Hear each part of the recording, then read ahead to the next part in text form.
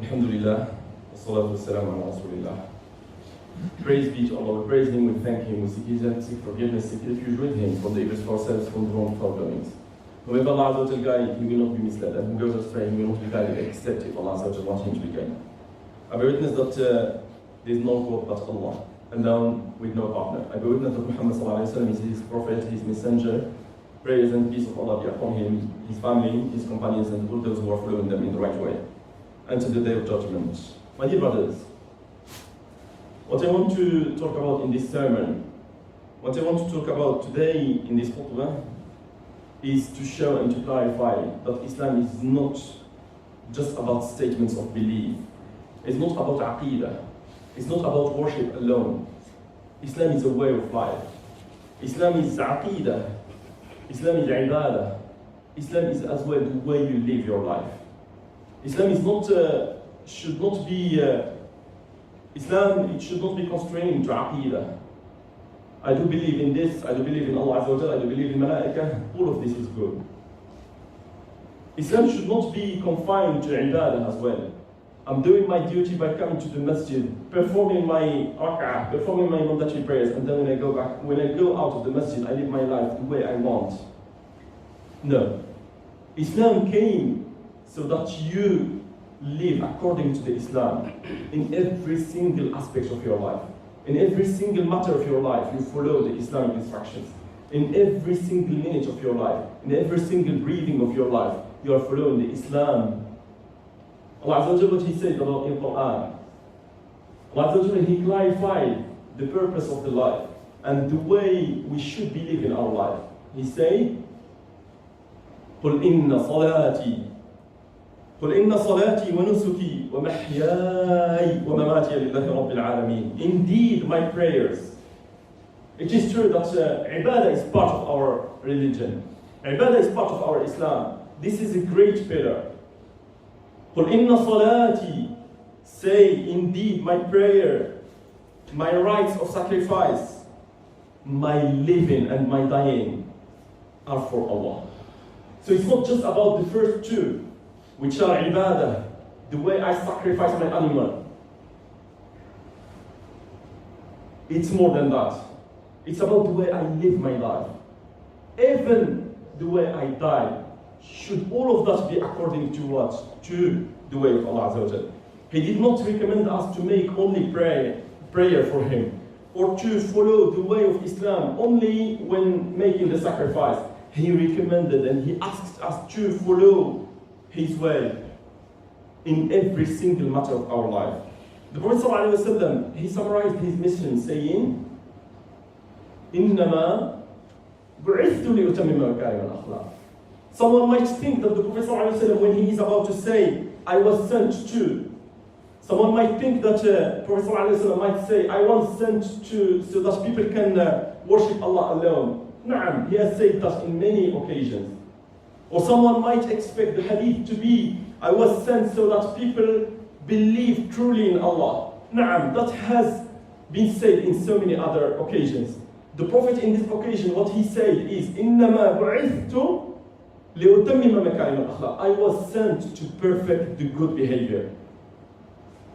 Islam is not right when it's only embodied in the mosque, in the prayer. And while there is no effect on Islam on any other aspects of your life, in the way you drive, there is no aspect, it doesn't show on you. The way you treat people, it doesn't show on you. The way you speak to people, it doesn't show on you. With your family, you are not showing that. While the Prophet ﷺ, he said, خَيْرُكُمْ, the best of you is the best to his family, and I am the best to my family. Islam is not understood properly when we apply it only in the masjid. When we are coming to the masjid, yes, we do perform the act properly, and we try to learn as much as we can to perform the act properly. But then outside of the masjid, we are living according to the way. We are living according to the way we want to live our life. We are living according to the way and according to what we see around us. No, this is not why the Prophet ﷺ was sent. He was sent so that every aspect of your life, you are following in it the way Islam wants you to follow. When you are driving, you are following the Islamic manner of driving.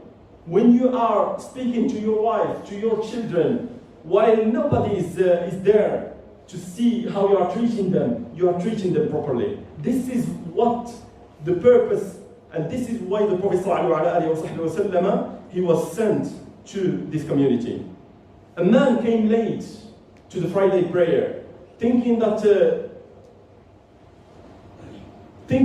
probably it's just about getting to the first rows.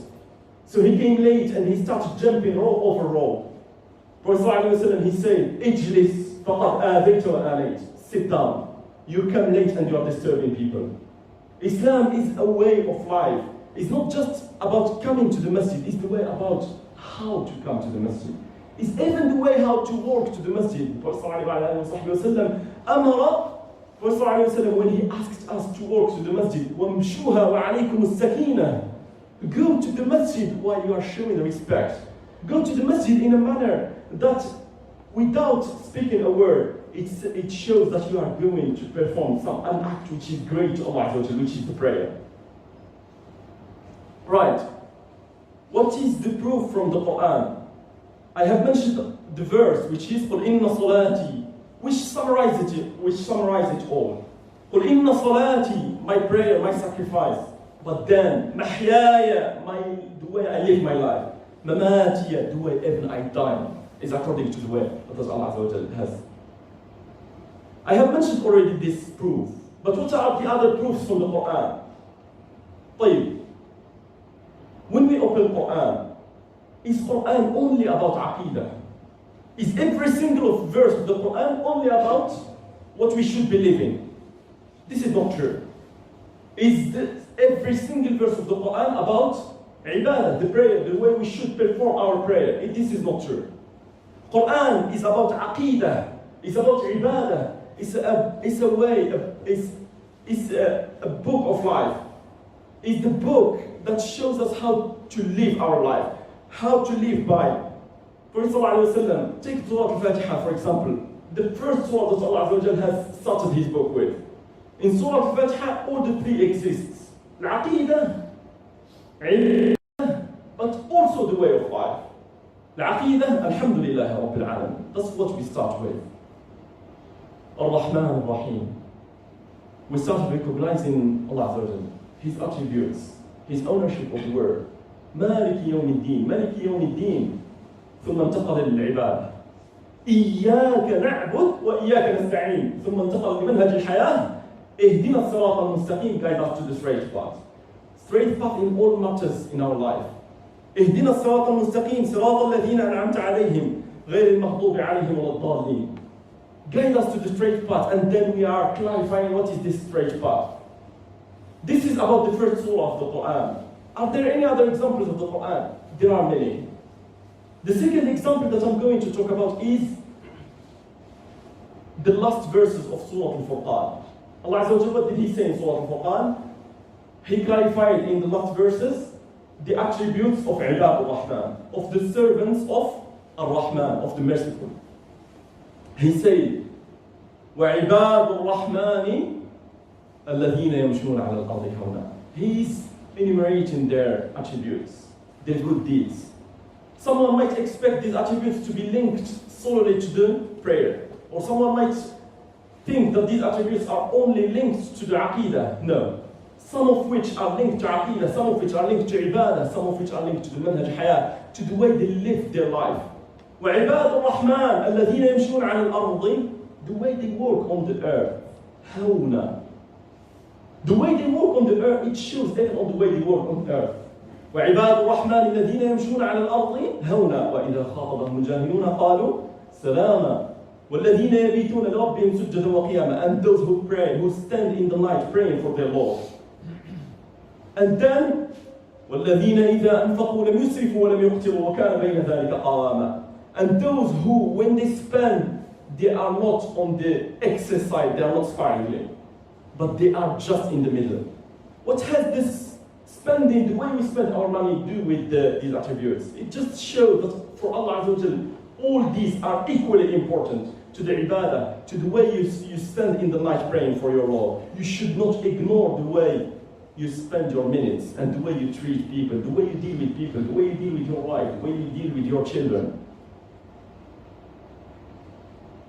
I will finish with one hadith. Prophet ﷺ, one day he asked his companions, أتدرون من المفلس? Do you know who is the bankrupt? The companions, they replied, the bankrupt, من لا درهم له ولا متاع, one who has no money, has no furniture.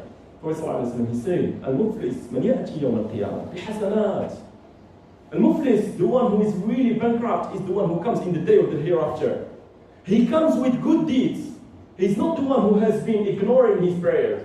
He's not the one who has been ignoring his fasting. He's not the one who has been ignoring the charity. No, the Prophet ﷺ, he said, يأتي يوم القيامة بصلاة بصيام بزكاة. He comes the day of the judgment with prayers, with zakah, with fasting. But then he has beaten this one. ويأتي وقد أكل مال هذا. He has eaten the money that doesn't belong to him. He has beaten this one. What does this person, how this person lived his life? He certainly lived his life in ibadah. The Prophet ﷺ is mentioning clearly. He is someone who has come with ibadah, with salah. He didn't say he's someone who has ignored his prayer. He said, وَيَأْتِي بِصَلَاةٍ وَصِيَامٍ وَزَكَاةٍ. يَأْتِي وَقَدْ سَفَكَ دَمَ هَذَا. He has beaten this one. He has eaten the money of this one. He has done this to this one. فَيُعْطِي هَذَا مِنْ حَسَنَاتِهِ. He will give this from his good deeds, and this from his good deeds. And then when there is no good deeds left, we take from their bad deeds and put it on him, and then we throw him in hellfire. Prophet ﷺ in another hadith, Wallahi, this hadith should give us really a good purpose of life. Not to ignore any aspect of our day. لا تحقرن من المعروف شيئا. Not to ignore anything. Not to ignore the way you speak to your mother. Not to being fully in state of khushu', in state of humility in your prayer. And then when you go home, you don't speak to your mother in the best perfect way. You don't treat your wife in the best perfect way. Or you cheat in your statement to get money which doesn't belong to you otherwise. Prophet ﷺ, يأتي وقد سفك دم هذا. أكل مال هذا. He has eaten money that doesn't belong to him. And then we take from his good deeds. All his prayer was worthless. ويأتي وقد ضاب هذا. And then we throw him in hellfire. Prophet ﷺ, he was asked about one lady. He was asked, Inna fulana. He was asked about one lady. She has been making great amount of prayers. Inna fulana وَعَدَّدُ لَهُ مِنْ كَثْرَةِ صَلَاتِهَا وَصِيَامِهَا وَقِيَامِهَا. She was making a good amount of deeds in the prayers, standing in the night to pray to her Lord. وصيامها, in her fasting, غير أنها تؤذي جيرانها بلسانها. Apart, except from one thing, which is she was harming her neighbors with her tongue. He said, here now, she is in hellfire. We need to apply this hadith in every aspect of our life in today's life. Probably the way you drive. Allah, it could be the thing that is equivalent to harming people with your tongue that is described in this hadith. The way you drive, it could be similar to the way this lady was treating her neighbors with her tongue. The way you treat your wife may be the same thing, and you are ignoring that aspect. The way you speak to your mother, the way you treat your father, the way you treat your elderly people, probably might be the same equivalent thing to what that lady was doing, was harming her neighbors with her tongue. And then on the opposite side, he was asked, and there is another lady, she doesn't do a lot, she just prays her mandatory prayer, she just do her fasting. But she doesn't harm anyone. He said, here في الجنة. نسأل الله عز وجل أن يفتح علينا بفهم دينه. اللهم أصلح أحوالنا يا رب العالمين في الأمور كلها.